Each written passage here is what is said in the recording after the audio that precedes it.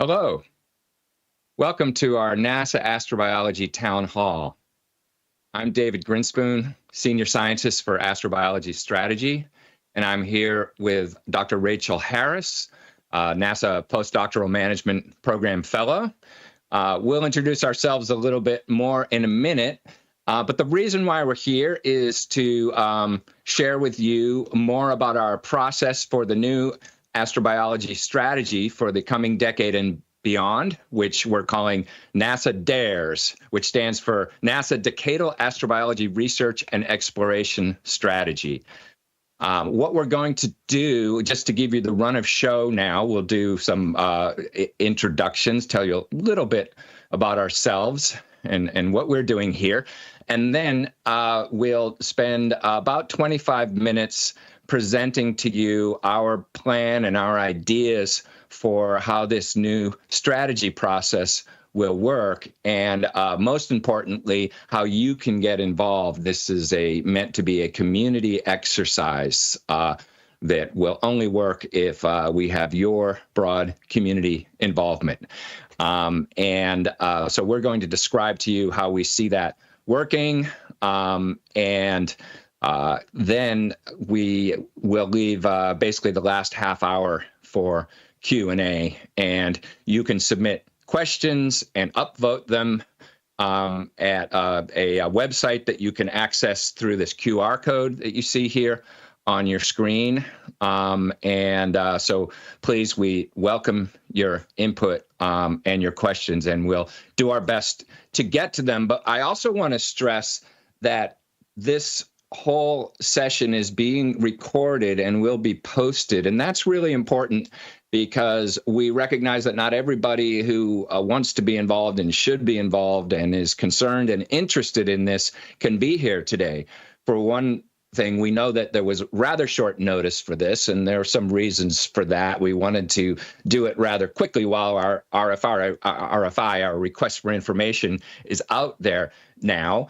So it was a balance between that and having adequate notice. But also at any given time, people may not be able to show up anyway. So for that reason, we will post this, and we will let you know how to get in touch with us to ask questions after this session so that we can continue the conversation and continue your input. And it's not limited to just this hour that you can ask or provide suggestions. So let's move on to the next slide. And we wanted to just introduce ourselves a little bit. I think some of you know me, but maybe some of you don't. I'm now Senior Scientist for Astrobiology Strategy. I won't read my whole abbreviated resume here, but I do have broad experience in a lot of job positions relevant to astrobiology. I've been a faculty member at CU Boulder. I've worked at both Southwest Research Institute and Planetary Science Institute as senior scientists, soft money researchers. I've been a museum curator of astrobiology at the Denver Museum. I was the first NASA Bloomberg Chair of Astrobiology at the Library of Congress. And I've taught astrobiology at 5 different universities. My own research has focused on evolution of planetary atmospheres and their relationship to habitability. And I've been on spacecraft teams for several missions for both NASA and ESA. When I'm not being a dedicated public servant, which admittedly is most of the time these days, I also enjoy music and small dogs who think they are large dogs. Now I'm very pleased to turn the mic over to my colleague, Rachel Harris, who will introduce herself, and then we'll start presenting NASA DARES to you. Thanks. Thanks, David. Yeah, for everyone who doesn't know me, my name's Rachel Harris, and I am a NASA Postdoctoral Management Program Fellow at the Astrobiology Program at NASA headquarters. Just a little bit about my background. My background's in microbiology, where I studied at Wellesley College and also earned a degree in Russian. I did my PhD at Princeton University, investigating geomicrobiology, the deep biosphere, with Tele Sandstad. My first postdoc was in Peter Gergis's lab at Harvard University, focusing on habitability at hydrothermal vents and methane biogeochemistry. So my science has been very interdisciplinary over my career so far, and I've been very excited to and very thankful to be able to do astrobiology relevant research my whole career. And as David mentioned, when I get the chance to explore my personal hobbies at home, I bring my knowledge about biogeochemistry and environmental microbiology to hobbies such as gardening and home preserving, fermentation, and brewing. I'm also a big trivia buff, love going to perform it or participate in trivia crawls at pubs. And I also love giant dogs who think they're small dogs. So just to give a little bit of background before we really dive into the RFI, David and I wanted to provide some clarification about the difference between NASA internal documents and external assessments such as National Academy studies. So very quickly, we want to give a brief history of the 3 NASA astrobiology strategies, including this upcoming one. The first one was the Astrobiology Roadmap that was published in 2008, and it's focused on 3 core questions. How does life begin and evolve? Does life exist elsewhere? And what is the future of life on Earth and beyond? There were 7 science goals that were outlined within this document that was mostly had an emphasis on solar system astrobiology. And, that makes sense because at the time we didn't have as much information about extrasolar systems. And so exoplanets were not as big of an emphasis at the time. But there was still also, this focus on multidisciplinarity of astrobiology, the importance of planetary protection, and ensuring that there's a lot of education and public outreach of astrobiology. The 2015 strategy, which was led by Dr. Lindsay Hayes when she was an NPMP at headquarters, builds off of the 2008 roadmap. And it identified 6 major science goals, which have essentially translated into what are now the research coordination networks in the astrobiology program. It built on the premise of the 2008 roadmap by incorporating new research ideas such as exoplanet habitability, understanding extremophiles and the limits of life, incorporating advancements in omics such as metagenomics and metatranscriptomics. And it also had a stronger emphasis on technology development to support astrobiology in missions. And so with this new strategy that we're developing at NASA, it will be building off of the goals and principles of the 2015 strategy, while also updating the science to reflect how far we've come and where we're going in the next decade. And so it's going to be expanding this interdisciplinary focus and really try to formalize a cross-divisional, even cross-directorate relationship at NASA where astrobiology has its relevance. And it's also going to be having a longer-term vision. So even though it'll be a decadal strategy, it's going to be looking forward beyond to think about where astrobiology is going to be going in the next decade and beyond. NASA strategies, by comparison to the National Academies of Sciences and Engineering and Medicine reports. So here on the left, we have, apologies. So NASA strategies outline NASA's own research goals and priorities and planning needs. They directly support NASA's science programs and missions, and they're used internally within NASA to shape programmatic decisions. So, for example, when our program officers are looking over research proposals, they are referencing the 2015 astrobiology strategy to make sure that their research portfolio is comprehensive and reflective of NASA's programmatic priorities. The National Academies reports, by comparison, they may be issued or commissioned by NASA or other federal agencies, but they're independent assessments by subject matter experts. And so they are considered objective reviews of the state of the field with recommendations that are relevant to multiple sectors, not just NASA, but other federal agencies, universities, research institutions, et cetera. They provide community-driven consensus guidance with an emphasis that it provides recommendations, but not advice. And that is because these are reports that must be compliant with what's known as the Federal Advisory Committee Act, or FACA. And so they are allowed to provide guidance to federal agencies, but they cannot provide formal advice.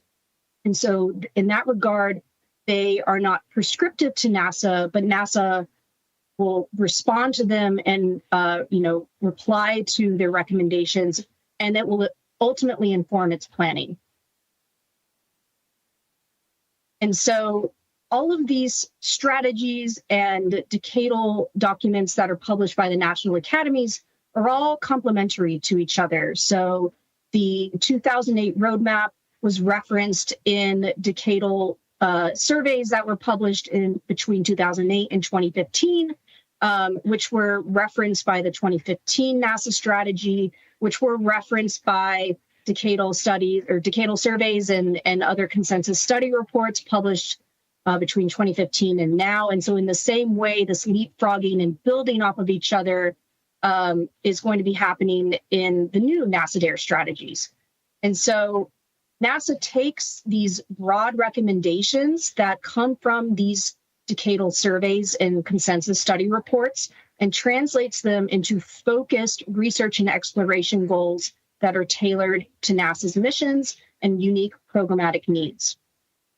And so, just to kind of give you a sense of this cadence and cyclicity continues, while this new decadal strategy at NASA is underway, additional National Academy studies are in progress or are being planned or even not yet commissioned that will have relevance to this document and the future of astrobiology. So these strategies and independent assessments are complementary and will continue to follow a regular cadence to ensure, healthy communication and feedback between, agencies and communities that, do research for them. David, this is yeah. Thanks, Rachel. I wanted to, at this point, just talk a little bit about the landscape of astrobiology at NASA and how it has shifted and is shifting somewhat, and how that figures into the perspective that we're bringing to this new strategy exercise. NASA Science Mission Directorate is divided into 5 different divisions: heliophysics, earth science, planetary science, astrophysics, and BPS, biological and physical sciences. And historically, of course, astrobiology comes out of planetary science. There are reasons for that. We first really needed exobiology when we started exploring the planets and wondering about this question of both planetary protection and possible life detection. And that the exobiology came out of planetary science and eventually became astrobiology. Excuse me. It's a history I think most of you know. But more recently, astrobiology's role has expanded beyond planetary science in a lot of ways, and in a way that is continuing. And some of this has to do with important scientific developments. When astrobiology started, as Rachel mentioned, exoplanets were not even very much on the radar. Now they're, of course, really important to astrobiology. And so the interactions with astrophysics, of course, are key, especially in the era now when we're starting to design a habitable worlds observatory, which right in the name suggests that it's largely an astrobiology instrument, but it's not housed in the planetary science division. Likewise, now that we have Europa Clipper on its way to Europa, it's very clear that the interactions with the Earth Science Division in the area of ocean worlds is essential. And I'm not going to list every good example here, but heliophysics has a program where they support studies of atmospheric loss and habitability in the presence of a star. So In the slightly over a year that I've been senior scientist for astrobiology strategy, I've been looking at these connections with beyond the planetary science division, the connection with other science divisions in the science mission directorate a lot, and working with people in these divisions to sort of explore and cement these connections and see how we can expand and improve our cooperation across SMD. And there's a lot of interest in these other divisions in sort of regularizing and expanding their connections to astrobiology. So part of what I've done recently is establish a group at NASA, a new working group called the Astrobiology Federation. Oh, before I get to that, I also wanted to mention that that in addition to the Science Mission Directorate, astrobiology is expanding to other directorates at NASA. Most importantly, as you can see here over on the right, the exploration side of NASA, the human exploration side of NASA. Now that, for instance, people we're preparing to send people to Mars, that brings in astrobiology in a couple of important ways. One is what science needs to be done before humans go to Mars to ensure that we have the proper baselines and so forth. You know, there's some astrobiology that's motivated by the impending arrival of humans at Mars. And then, of course, when humans go to Mars and are doing science there, we expect astrobiology to be central to what humans are doing on Mars. So for both those reasons, the Exploration Science Strategy and Integration Office, or SEO, is really important now as a part of astrobiology. Likewise, what we call OIIR, the Office of International and Interagency Relations, enters in because there are important astrobiology activities that involve cooperation with other agencies, National Science Foundation, and others. And as well international connections. And so we intend for those to be part of the strategy as well. So that those are some ways in which other that we go beyond just the Science Mission Directorate at NASA. Now, in order to improve the communication with these other parts of NASA, we've recently established something, a group called the Astrobiology Federation. This is brand new, and it's meant to be a kind of standing committee to represent the interest in astrobiology across these disparate parts of NASA. And this is largely motivated because since I've been at NASA in the last year, I've been having a lot of conversations with the separate different science mission, science divisions, and they've been fruitful. And we've been able to start some new programs and imagine other programs and cement existing programs. But it's been a lot of sort of one-on-one bilateral meetings. And I realized that this broad interest in astrobiology might be better served by a group representing all of these parts of the Science Mission Directorate that can come together. So it's not just me talking to them, but them talking to each other. So we've got a brand new group called the Astrobiology Federation that will provide guidance in this sort of Science Mission Directorate wide and beyond treatment of astrobiology at NASA. And as you can see here, I'm not going to go through all the fine people that are part of this because we don't have that much time. But in addition to planetary science, we have astrophysics and heliophysics and biological science represented here. And we've got Kenda Lynch from SEO, the Exploration Science Strategy Integration Office, who will help us make sure that we're representing the astrobiology interests in human exploration properly. We have great input from astrophysics. So I'm excited about this group for a number of reasons, but pertinent to our presentation and our discussion this afternoon, the Astrobiology Federation will also help to provide guidance for this NASA DARES process and ensure that the communities for all of these disparate parts of the NASA science, wider NASA science community that we want to involve in this process are properly represented. So I just wanted to introduce the Astrobiology Federation to you. And now I'm going to turn the mic back over to Rachel, who'll talk a little bit more about the process that we have in mind. Thanks, David. And yeah, so since David mentioned, there are some changes that are undergoing astrobiology at NASA. This means that the time is right for NASA to seek you, the community, your input on the development of the next astrobiology strategy for NASA. And so this is topic of today's discussion, this request for information, which is the development of NASA DARE's, the Decadal Astrobiology Research and Exploration Strategy.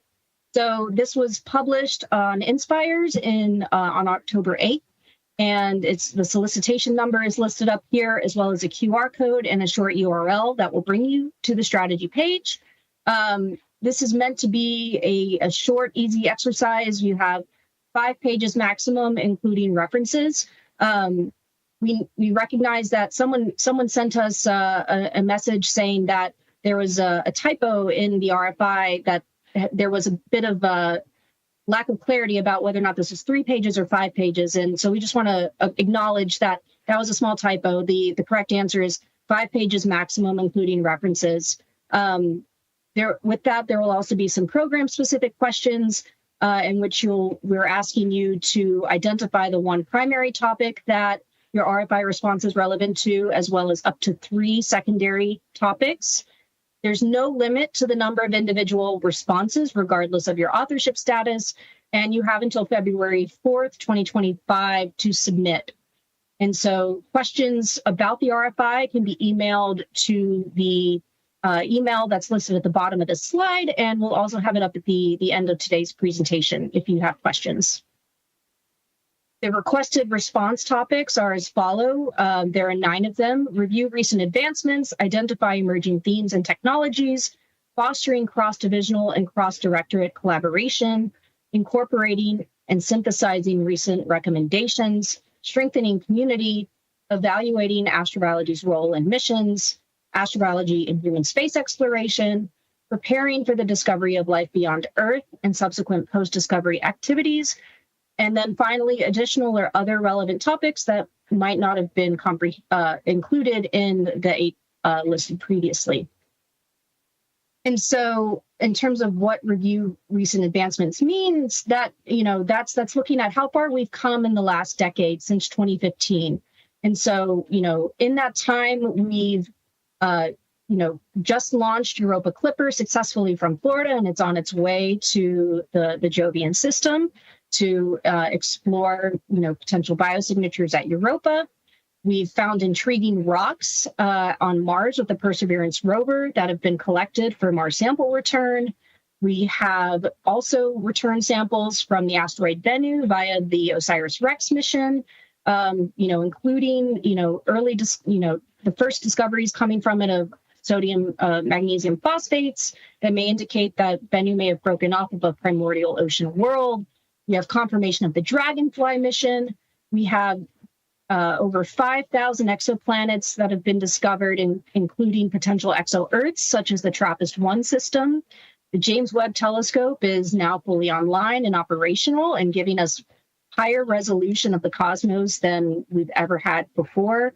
And then we've also had significant advancements in space biology in support of human spaceflight and supporting extended human, presence in space and for space travel. So ranging from being able to grow food to understanding the effects of space on, our own gene regulation and safety.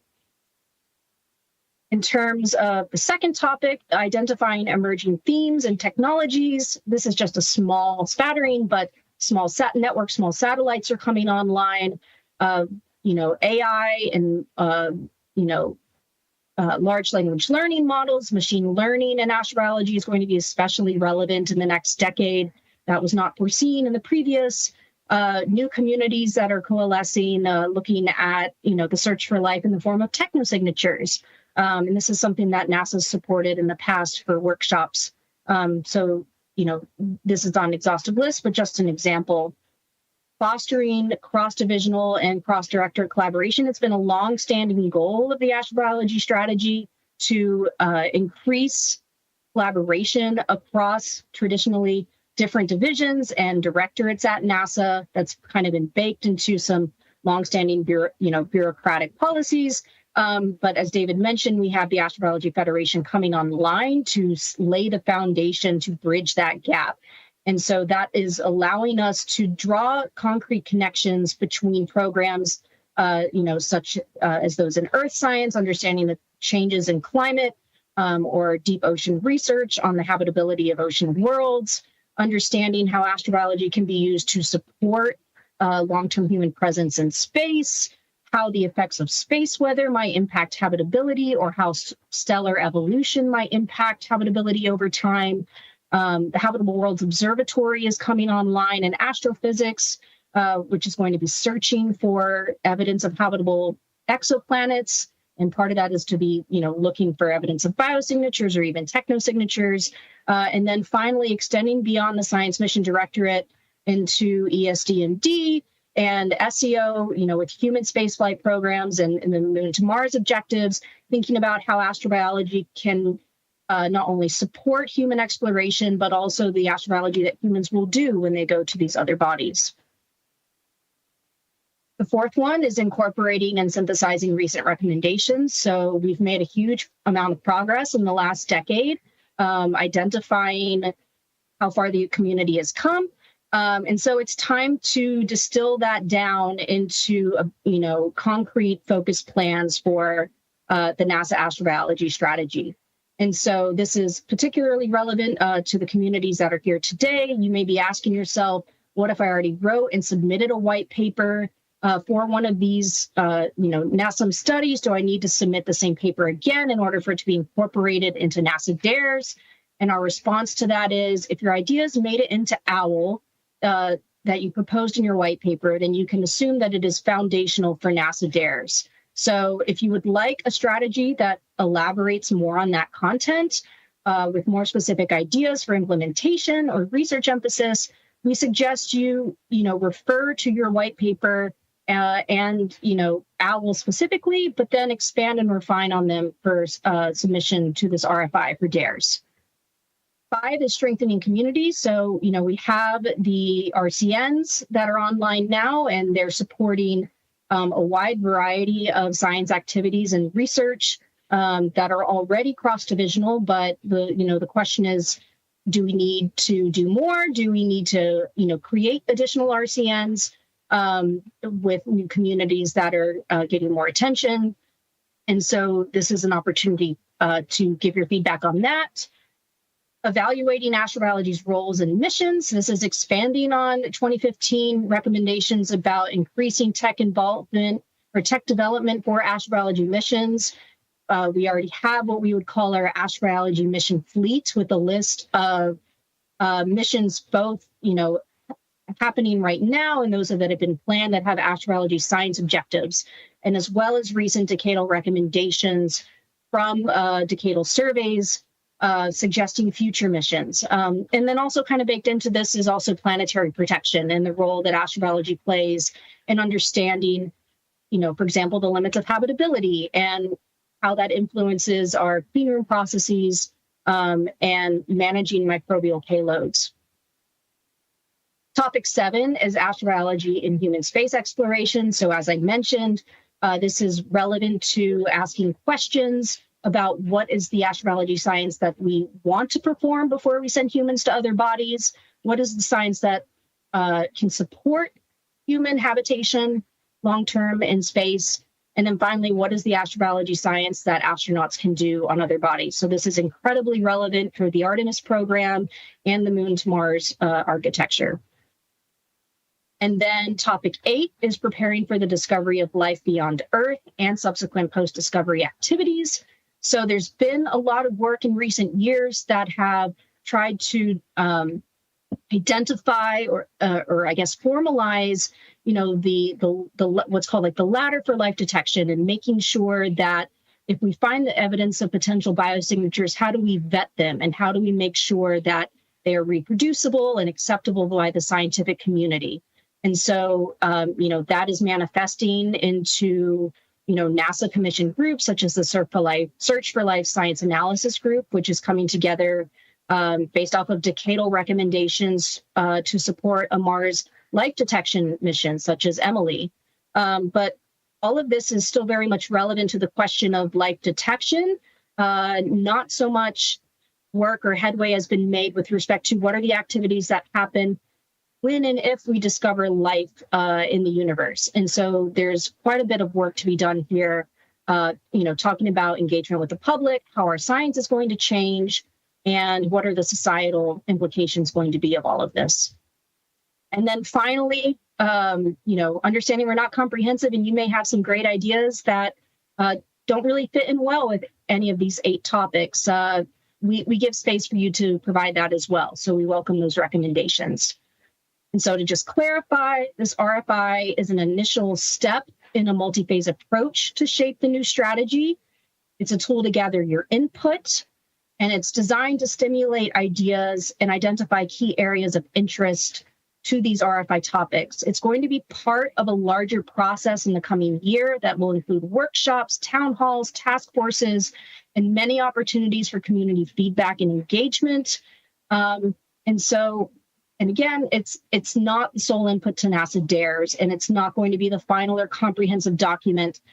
There are many opportunities ahead. This is the starting point. And so just to kind of give you a preview of coming attractions, what you can expect after the RFI deadline passes, NASA is planning to collaborate with a coordination group of community-selected subject matter experts to process RFI responses. We're calling this notionally Task Force 1. So we imagine this to be, leadership from RCNs and other relevant groups, but anyone is encouraged to apply. This will be mostly administrative. So we will be processing the RFI responses, organizing them, identifying major themes, and presenting them at a workshop to the community for feedback in 2025. And so we will be soliciting nominations for that task force via the NASA Panel Reviewer Program. And so stay tuned for a forthcoming announcement about that opportunity. And then looking ahead to next year, early 2025, we'll open registration for this RFI Findings Workshop in the spring. We're also going to have a call for nominations for a second coordination group, which we're calling Task Force 2. This will probably be via Dear Colleague letter on Inspires. So the same platform in which the RFI is currently listed. This is the bulk writing group. And so this will be responsible for expanding and refining RFI findings into cohesive, detailed chapters for NASA DARES. You're going to be presenting findings for community feedback and input throughout topical workshops throughout 2025. And you're going to liaise with the Astrobiology Federation at NASA for critical review and compliance. And so we'll announce those participants in spring 2025. And for both Task Force 1 and Task Force 2, you'll be onboarded through NRES, and non-civil servants will receive a modest honoraria. So relevant announcements will be shared on the Astrobiology Strategy website and the Astrobiology mailing list. So links to those are on this page, so feel free to sign up there. And then in terms of who can apply specifically to Task Force 2, the major writing group, we're not going to go into the details today on that because the terms of reference are still in development, but we're essentially envisioning this to mimic or mirror a large Frontiers class mission organizational structure. So that's going to have multiple roles in a hierarchical structure, commensurate with experience, expertise, and availability. So there will be opportunities for students and postdocs looking to build experience and contribute new ideas, mid-career researchers who might be balancing heavy workloads but want to have avenues to provide meaningful feedback, senior emeritus faculty who want to leave a lasting impact and leave a legacy, and specialists all around. So additional details will be forthcoming, so stay tuned for that. And then, this is just a notional timeline of all of the activities. So you'll see where we are here today in November. The RFI is open, and you have until February 4th to submit. And so we're just in phase 1 right now. So there's a total of 4 phases. And, the opportunities for the 2 task forces are going to be online and available in the coming months. So right now, notionally, the plan is to have a draft of the new strategy available for community feedback, for presentation, at AGU 2025, but we've baked in some flexibility in the timeline to accommodate potential delays. But we're hoping to have this unveiled and fully polished in 2026. And so I realize I'm just slightly over time, and so I want to make sure that we have time to go over the questions that have been submitted by our community. But first, I just want to thank everyone for their engagement and their time today. That's great. Thank you so much, Rachel, for all that. And before we're going to get to questions now, but I want to stress again that this session is being recorded and will be put online, and including the responses to questions. And so anybody that was not able to participate today, we welcome your questions and involvement in the future, and we will let you know also. Well, actually, right here on this slide, you can see there's an email address where it says questions, comments, and that goes directly to a box that Rachel and I have access to that for email relevant to this process. And so we want to continue the conversation beyond just this session, and that's especially let people know who are concerned who were not able to join us today. So let's go right to the questions. And we'll sort of start at the top, but if there's redundancy, we may skip around a little bit. But so we have why isn't this decadal document being prepared through the usual National Academy's decadal process? The top answer to that is that this is not a National Academy's decadal report. And as Rachel described, this strategy document. This is actually being done through the usual NASA strategy process, and this is continuing something that we've done roughly at a decadal pace, which is at a different cadence, it is interwoven with the National Academy's process, and provides a somewhat different function, fills a different role, but it's very complementary to that process. So they are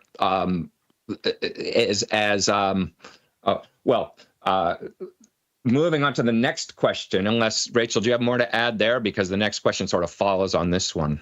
No, I mean, I think that the only thing that I would add is that, the usual decadal process for astrobiology, there's only been one, which was the 2019 NASA study, the, search for astrobiology science strategy for the search for life in the universe.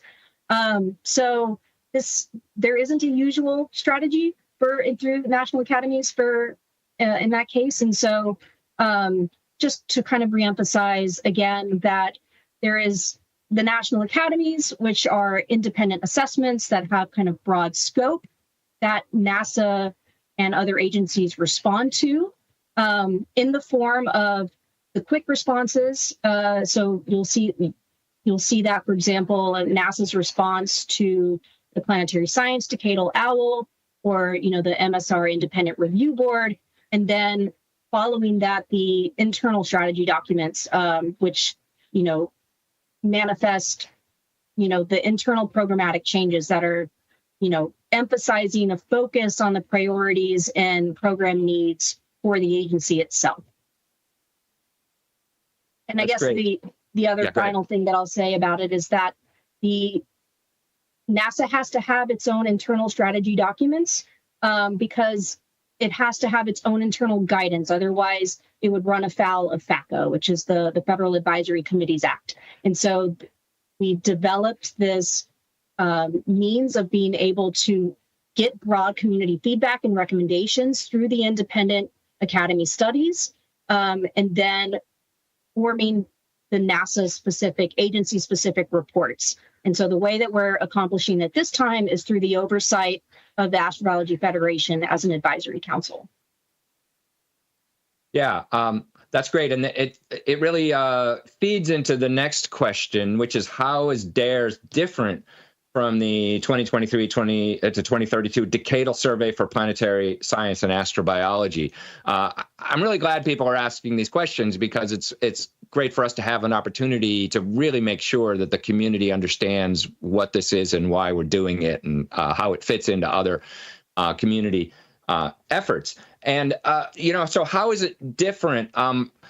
The OWL, Origins, Worlds, and Life, which is Decadal Survey for Planetary Science and Astrobiology, there are a few differences. One is that is focused much more on planetary science exploration and research. And as we've indicated, there are increasingly areas of astrobiology which go beyond the planetary science division at NASA, and we really want to capture that. But also, this exercise is going to be much more granular because it focuses entirely on astrobiology strategy. One way to look at is that OWL Decadal, which is absolutely foundational to what we're doing here, and that we want to stress that again. We're not going to question or try to overrule or relitigate anything. We are accepting the recommendations of OWL as the scaffolding. But I think that's a good analogy. We can think of that as the scaffolding, and we're going to be filling in some of the bricks. It's going to be much more detailed about within the broad confines of the priorities set by OWL. What are the actual details of research and exploration strategies that astrobiology should and could pursue as we go forward into the next decade and beyond. Rachel, do you have anything to add there? No, I don't have anything to add to that, David. I think that we've covered this pretty exhaustively, and I just want to make sure that we have time for the other questions. And so I think I'm going to skip over the next one. So I think we've kind of covered it between our presentation here and our responses so far, and move on to some others, if that's all right. So the next question is, why is the NASA DARES community input period so short? And I can take a stab at that. So again, just to reiterate, this is a 120-day window for RFI responses, but it is not the only community input period. This is the first phase in a multi-phase process that will be by the community for the community. And so this is, just the initial step. And so while your input is very important at this time, it is not your only opportunity to provide feedback. And so, again, serving on these task forces, participating in the community workshops in the coming year are all going to be part and parcel of developing this new strategy. Yeah, and it's kind of a balance. We wanted to give people enough time, but we also wanted to leave a lot of time for the later steps, because the RFI this is really just our initial gathering of ideas. It's sort of, we intended as a collective brainstorming effort by the community writ large of astrobiology. And it could be longer, but if we made it 6 months, that would mean we had less time for the workshops and the writing and the other important activities we want to do in response to this. And so actually initially we had it at 90 days, and we bounced that off of the RCN leadership and got the feedback that it was too short. So we extended it to 120 days, and that seems like a good balance between these sort of competing factors. But the other thing I think we should stress is that we really don't want this to be an onerous exercise on anyone. It's not drop what you're doing and write a 5-page polished paper. These can be fairly informal. This is an information gathering exercise. They're not going to be graded on how well written they are or how polished or how well referenced. If you have an idea that you want that you think is worthy of being included in this strategy exercise, you can write a 2-pager for us. And it doesn't even have to be that well written. Again, you're not going to get a grade. And these, don't have to be, it's up to your discretion whether you want to let us put this in an appendix of the of the document if it ends up getting used, or if you would prefer that we just register your ideas. So there's a wide latitude in how much time you can put into this, but it's really much more about getting your ideas into the mix than writing something that is a totally polished and finished publishable paper. So hopefully, given that guidance, if you've got an idea that you feel ought to be included in this, that within that 120 days, you'll be able to get us something. Yeah, and I think that there are a few related questions that I think that we can kind of cover, very quickly related to that. So, David had just mentioned that these don't need to be polished, perfect white papers. I think that there are a couple of questions that were submitted by the community that are within scope of that topic. So related to that, there was a question about, can I submit an RFI response in whole or in part to a journal? From a NASA perspective, there's no conflict from us. You're welcome to submit your RFI responses wherever you would like. That being said, individual journals might have their own submission policy requirements. And so you might want to reach out to an editorial team there to ask them, what they define as previously published elsewhere. But, related to that, that's why it's, there was another question as well about, will the names of submitters and co-signers to this RFI, be linked as the process moves forward. And as we outlined in the RFI summary, and we'll reiterate here again, we will not share the names of RFI authors unless we get your permission. And so that includes, sharing summaries at community workshops, draft findings, the formal strategy itself. And so a good, example of this previous question of, can I submit to a journal? If you reach out to a journal and they say, well, if it's in the appendix of a NASA strategy document, then that's considered published elsewhere, then it may be in your best interest to say, no, actually don't name me as, an author and don't reference my white paper directly, but I would like the ideas to be incorporated into the NASA strategy. So we want to make sure that we give you credit where credit is due, but also we don't want to create any additional conflicts for you. So we can work with you on that. I think also related to that, there's some questions about whether or not students can submit and lead white papers. The answer is a resounding yes.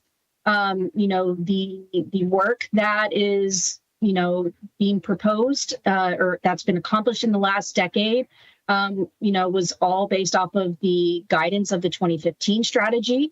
I was a student at the time. And so, a lot of my work has very much been based on the guidance on the 2015 strategy. So in the very much the same way, if you have a really great idea that you want to bring to the table, you are absolutely welcome to do that.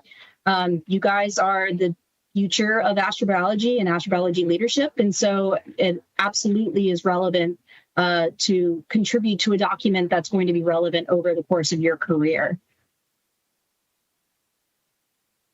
Okay, David, go ahead. No, go ahead. What is the role and purview of the coordination group, and will there be an opportunity to apply for a coordination group role? Well, I think Rachel covered that more or less in the presentation, but just maybe we can reiterate. So there are two different coordination groups.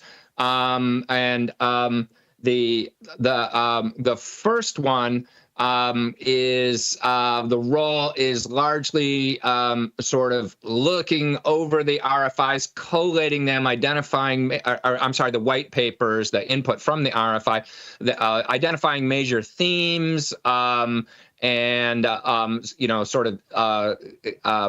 using that as the basis to design the first workshop, to pick topics that seem to kind of rise to the top through that process.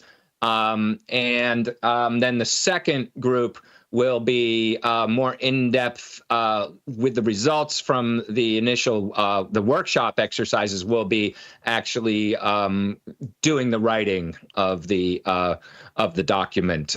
So they're somewhat different roles, and there will be opportunities to apply.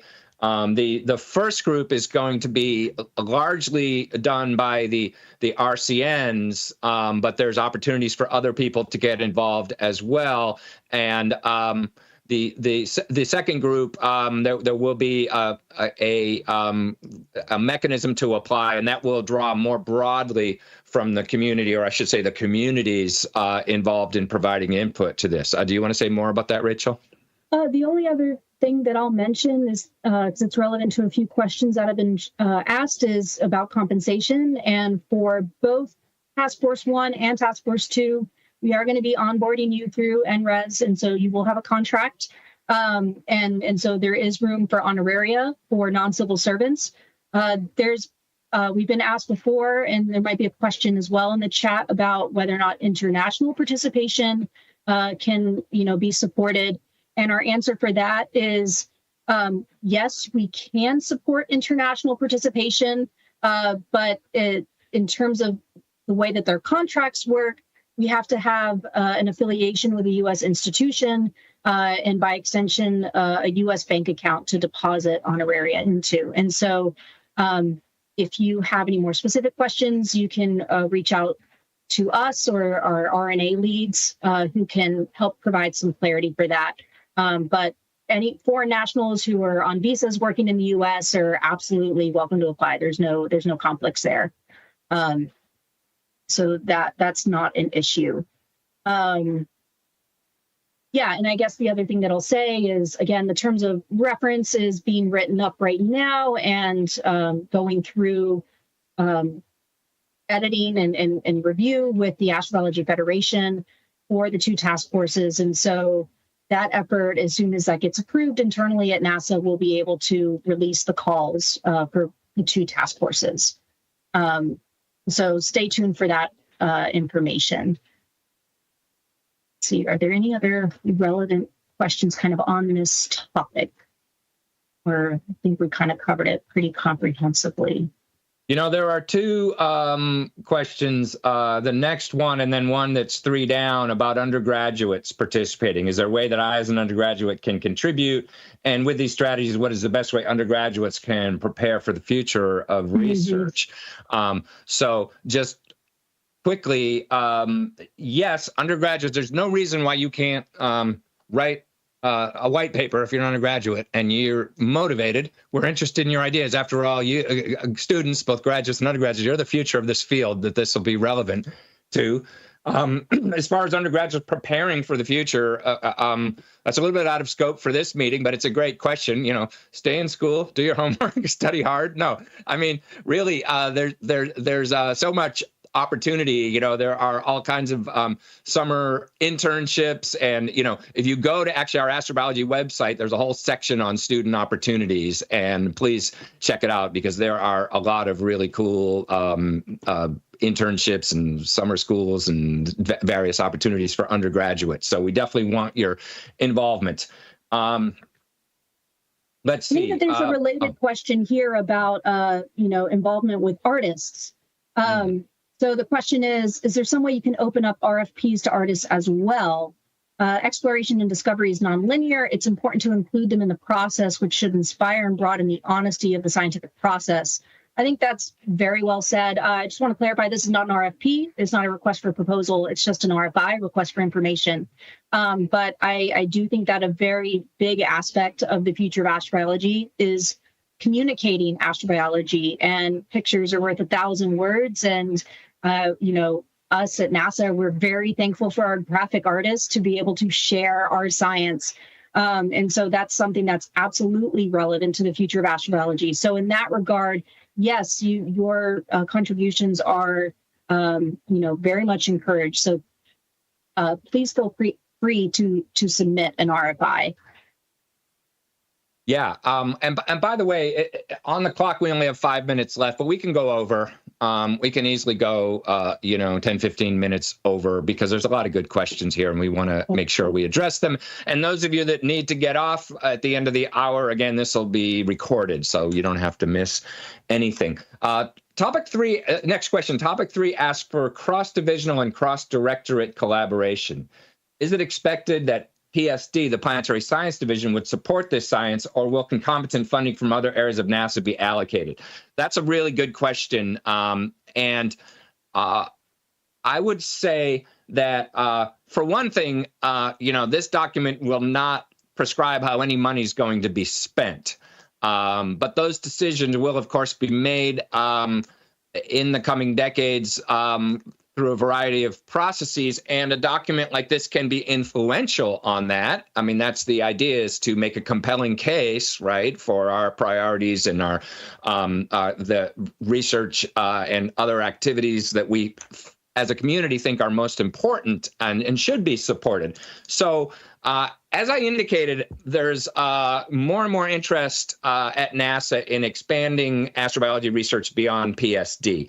And while currently most, but not all, astrobiology research is supported by the Planetary Science Division, there are important pockets in astrophysics with exoplanets, in heliophysics with some programs involving loss of habitability due to atmospheric escape, and earth science due to ocean worlds. There already is support from other divisions, but if the concern is that, well, we're talking about more mouths eating at the same pie, I get that concern, but another way to think about it is that we are developing a rationale for increasing the size of the pie. And certainly, if there's going to be more involvement by other divisions beyond Planetary Science Division in astrobiology, then it will not make sense for Planetary Science to support all of that research going forward. And I think there's wide acceptance of that. And one thing I'll mention is that before Rachel and I put out this RFI with this plan, we had to sit in a room. Well, it was actually, we had to, but it was a great opportunity, sit in a room with the leadership from all across, from every division at NASA, astrophysics, earth science, et cetera. And they all signed off on this process. So they're all very aware that we're doing this. And it's obvious that we can't just say, hey, we're going to do all this work that belongs in other divisions, but Planetary is going to pay for it. That won't be how it works. Yeah. Yeah, no, I think you covered that really comprehensively, David. And I think that there are a couple of other questions that are somewhat related to that. And so I just want to make sure we give time for them. So there have been a couple of questions about where does origins of life wrap into this. And I just want to clarify maybe a misconception. Origins of life is absolutely still relevant to astrobiology at NASA, and NASA dares. We imagine, because astrobiology and the origin of life have been topics that have, been very much at the forefront of astrobiology research at NASA in the last couple of decades. Any RFI response that's relevant to that is, relevant to a number of topics, from, reviewing recent advancements, cross-directorate collaboration, emerging research themes and topics. So just want to assuage everyone, you're not overlooked. You're very much baked into the existing framework. So we haven't forgotten about you, and you're very important. So don't worry about that. Let's see. I guess perhaps also a related question, to what we just discussed, David, was several topics such as 1, 4, 5, 6, and 8 appear to be out of scope for the science community's input, but should be directed or at least compiled by HQ leadership.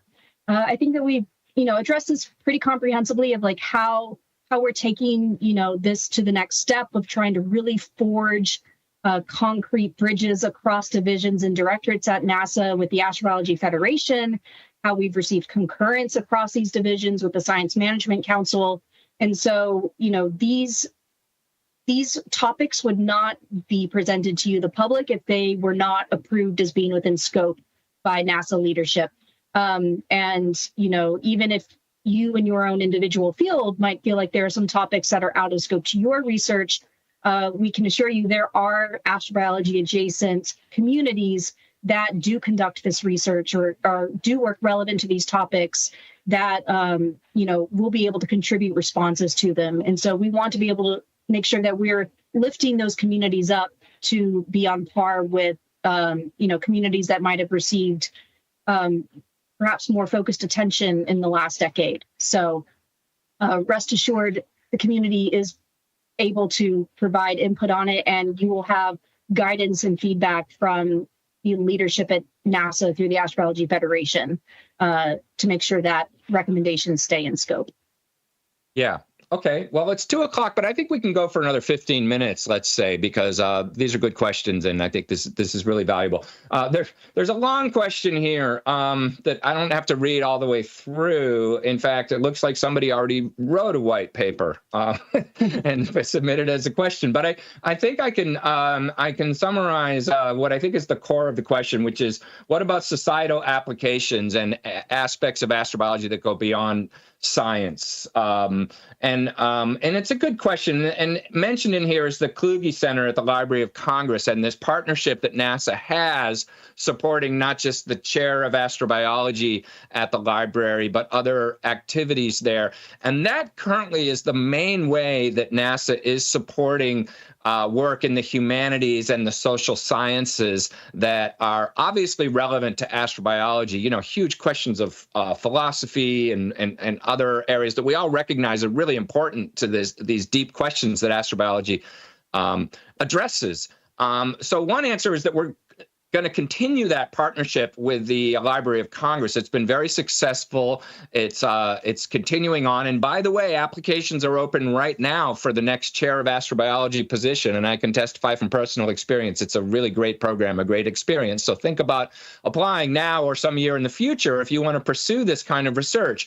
As far as other ways that NASA might support, social science research or other relevant research, it's an interesting question, and it's fair game for a white paper. It certainly fits into a couple of our topic areas. Developing the community and thinking about preparing for the discovery of life. There's a lot of areas that it touches on, and so if you're interested in that, I think it's a great topic to submit a white paper. It leads to some tricky questions. If we support more of that, maybe we need to support a little bit less science, which, so it's not, there's some tough calls, but it's definitely worth your making the case and our including that in this. The next question I also want to address: why is DARES necessary given fewer funding opportunities, fewer ROSES programs, fewer NASA missions, et cetera?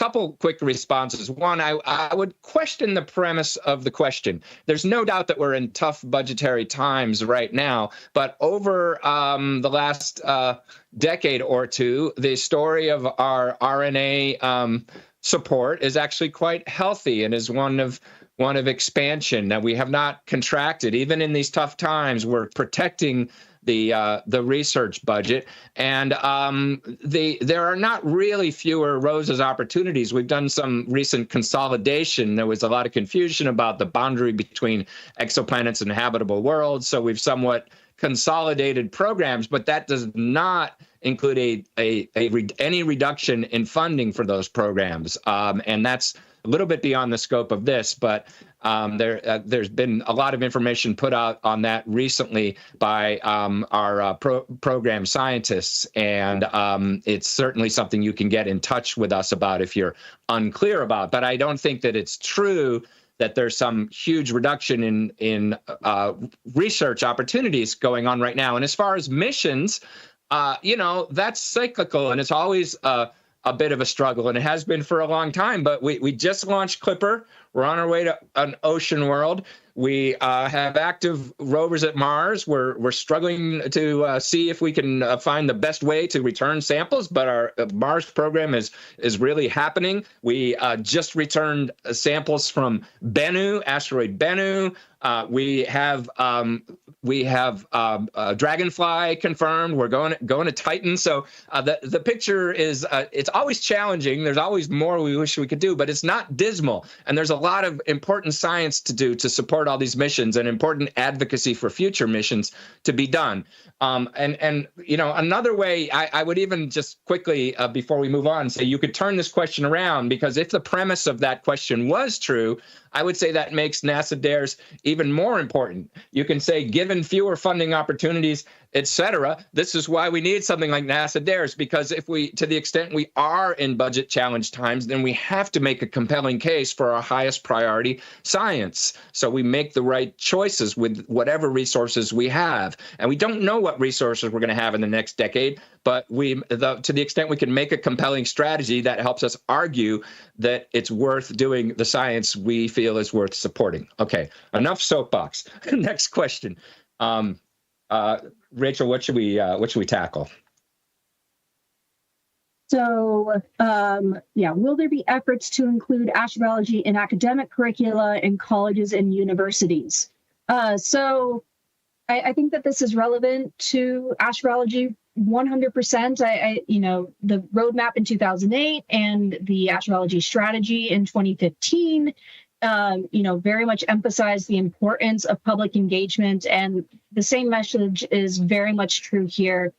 We have a whole, communications team and early career team in the astrobiology program that are very much dedicated to, communicating astrobiology science, in schools, in under-supported communities. We have the tribal programs as well. In terms of specific recommendations for colleges and universities, that is, that's not really NASA specific, but that's something that we're hoping that, there are many resources already online on the astrobiology strategy that are available for K-12 and college faculty as well. So it's very much in our significant relevance, I'll say, but perhaps a little bit outside the scope of, planning directly at NASA for research and exploration. Okay. Now that we're sending spacecraft to Europa, which has subsurface liquid water, should we redefine the habitable zone? One way to answer that is if you're defining habitable zone in a way that excludes Europa, then yes, you should redefine it.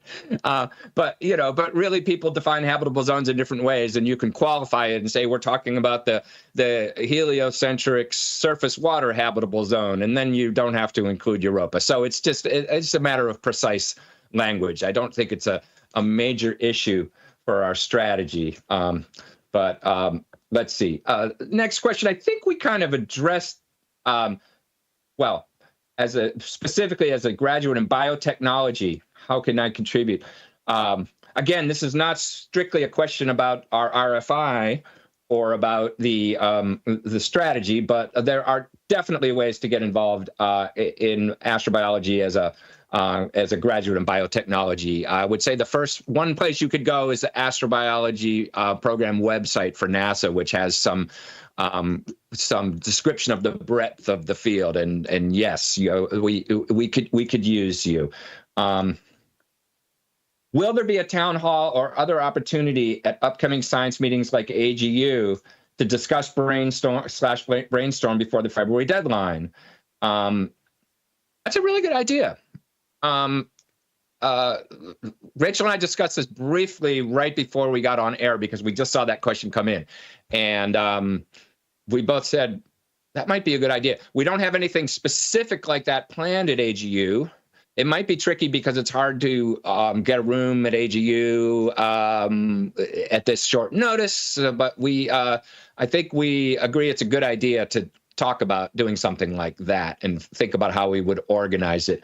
So maybe we can do that. Whoever wrote this question, if you're interested in helping organize such a thing or have specific ideas, don't hesitate to use that email address on the slide here and get in touch, and let's talk about it. I noticed that Astrobiology Federation appears to be 100% HQ people. We know that HQ doesn't care much about what the workforce at centers thinks about anything. Wow. But I would have guessed that you would have at least included a couple of center scientists for optics. Don't you think you might want to tap into a more representative spectrum of NASA's astrobiology expertise? Yeah, that's I'm not sure I would agree that we don't care about the workforce at centers, what they think about anything. Personally, I care. There were pragmatic reasons why the initial composition was mostly headquarters people, not all. We have, I think, at least one Ames scientist on there. But the idea wasn't this is going to be a representative body that's going to be deliberative and make important decisions that that rule over the astrobiology universe. This is largely just making sure that people at headquarters from the different divisions are represented in an exercise like this. And in fact, the initial makeup of the Federation was largely driven by the division directors at headquarters, where I asked each division director, astrophysics, earth science, et cetera, who would you like to have represent your group on this? And for sort of expediency, there was kind of initial pulling together of a lot of the program officers who have been involved in some of our existing interdisciplinary projects, such as Nexus or some such as the exoplanet research program and so forth. But I think it's a legit question, and I think that if there's concern that there's neglect of center science because of the Federation not including those people, then I'm totally open to that to that suggestion, and that's just the initial composition, and so I think it is something we can talk about. Yeah, and I just want to follow up on that really quickly, David. I think that you pretty comprehensively discussed kind of the logistics. The program officers at NASA that oversee the research portfolios are very well acquainted with the research community. They see every single proposal that goes through. They're the ones who check for relevance. And so they are very much tied into the pulse of the community.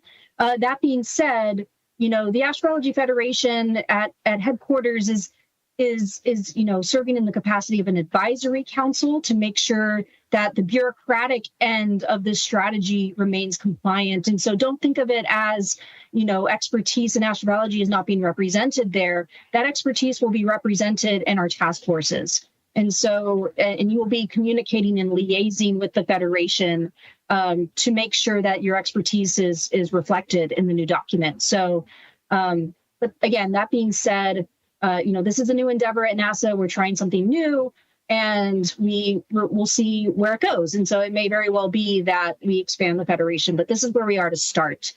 I just want to be mindful of the time. It's 13 past the hour.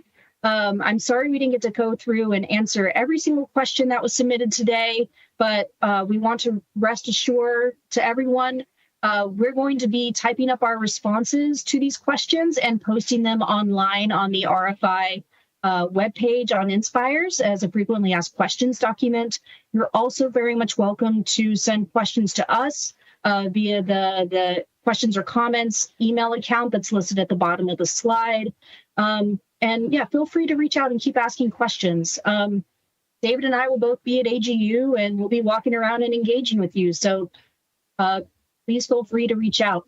And thank you so much, everybody. We really appreciate your engagement today.